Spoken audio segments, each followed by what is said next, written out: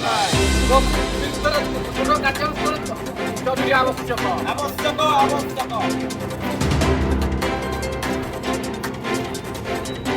दाबीपत्र देलु कि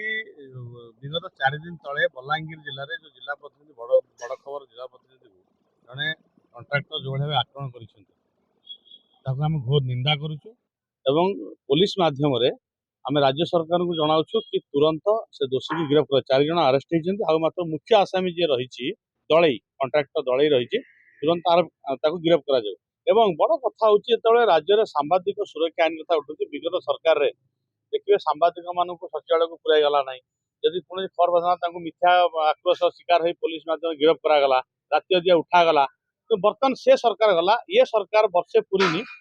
प्रथम सरकार देखा कौन कले ना सचिवालय को सांबादिक पठेदेले सांबादिक मान सब फ्री कर दिगला किंतु सेपटे रसी खोलीदेले एपटे सरकार कौन कले ना रसी बांधिकी ठिकादार को लगे माड़ मारे जो सरकार स्वार्थ पर आंच आसूची खबर प्रसारण होची सांबादिक मान जगुंट से सरकार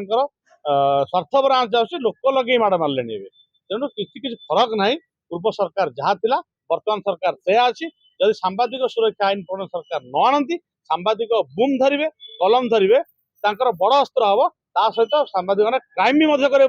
आगामी दिन सरकार आईन न दिखती केत सांबादिक सरकार बांधे जो सरकार प्रति सांबादिक मान सर्जिकल स्ट्राइक आरंभ करेंगे सरकार संभाली पारे तो तुरंत सरकार सांबादिक मान प्रति आईन प्रणयन करूँ एवं यथा संभव से दोषी की गिरफ्त करूँ। गत 3 दिन तले बलांगीर जिलार जो बड़ खबर जिला प्रतिनिधि विजय प्रधान को जो अमानुषिक आक्रमण कर ठिकादार द्वारा सरकार ता विरुद्ध दृढ़ कार्यानुष्ठान ग्रहण करने आम आज बिंधारपुर प्रेस फोरम तरफ बिंधारपुर आईआईसी दायित्व देखिए सरकार मोर जी कहबार कथा है सांबादिकटे वर्षा खरा बात्या भय को खातिर नक जनसाधारण विभिन्न असुविधा को लोकलोचन को आणुची विभिन्न दुर्नीति की से लोकलोचन को आने द्वारा ठिकादार मैंने बांधिकी अमानुषिक भाव अत्याचार करती जीवन असुरक्षित रोचे परिवार असुरक्षित रोचे पूर्व सरकार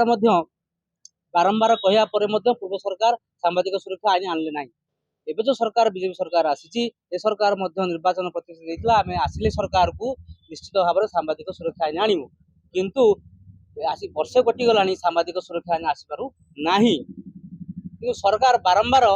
ये जो 11 मास भर 10 मास भितर बारंबार सांबादिक आक्रमण है गोटे सोशल मीडिया आप जानते फोकस प्लस जो सांबादिक खाली बड़ खबर कथा कहूनी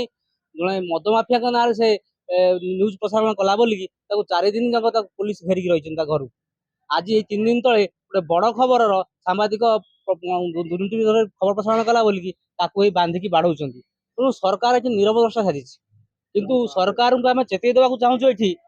आमर कलम मुन एत कमजोर नुह ये कलम मुन सरकार गढ़ी हम ये कलम मुन सरकार को भांगी पार तार तार उदाहरण मुझे देवी देवी पट्टनायक विख्यात जन चाणक्य जहाँ ओडिशा राजनीतिर सरकार भांगी पड़ता भांगी दि जाता सांबादिक मान द्वारा तेणु सरकार को चेतावनी दौचु शीघ्र सी सांबादिक सुरक्षा आईन नक सांबादिक सुरक्षित न रखती तार परवर्ती परिणाम भोगिया प्रस्तुत रही। देखो बलांगीर जो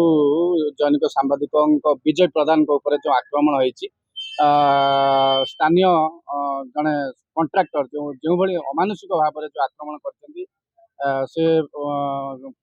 तुरंत दोषी को अरेस्ट करने आम बिंझारपुर थाना आईआईसी को एक दाबीपत्र देलु देखो जड़े सांबादिक निज जीवन को खातिर नक अनेक असहाय गरीब लोकंकर खबर सरकार पाखे पहुँचाई थाए अनेक बेले से विपदर सामना होता है किंतु जहाँ पूर्व सरकार रे जहाँ देखा मिलता सांबादिक मान जो भाई हैरान कराला सचिवालय को एंट्री करने को दि जाऊला यही सांबादिक माई बा ये जो सांबादिक बारंबार जनसाधारण पाखे पूर्व सरकार दोष दुर्बलता को पर्दाफाश करला एक नूतन सरकार जनसाधारण चाहिए एक नूतन सरकार राज्य में आसू जहाँद्वारा कि नूतन सरकार आसला आम भाविलु सांबादिक भाविले बोधे ये सरकार से दृष्टि से दृश्य देखा मिलनी किंतु सी 25 वर्ष सरकार जहाँ थिला ये मात्र 1 वर्ष पूरी ना ये सरकार में से दृश्य देखा मिलूँ तेणु आमर प्रथम दाबी रोचे ସାମ୍ବାଦିକଙ୍କ ପାଇଁ ଯେଉଁ ଆଇନ ପ୍ରଣୟନ କରିବା କଥା ସରକାର କହିଥିଲେ ନିର୍ବାଚନ ପୂର୍ବରୁ ତା ତୁରନ୍ତ ଆଣନ୍ତୁ ଏବଂ କିପରି ସାମ୍ବାଦିକ ମାନେ ତାଙ୍କ ଜୀବନ ସୁରକ୍ଷା ରହିବ ବା ସୁରକ୍ଷିତ ସାମ୍ବାଦିକ ମାନେ ରହିବେ ସରକାର ଏହା ଉପରେ ବିଚାର କରନ୍ତୁ।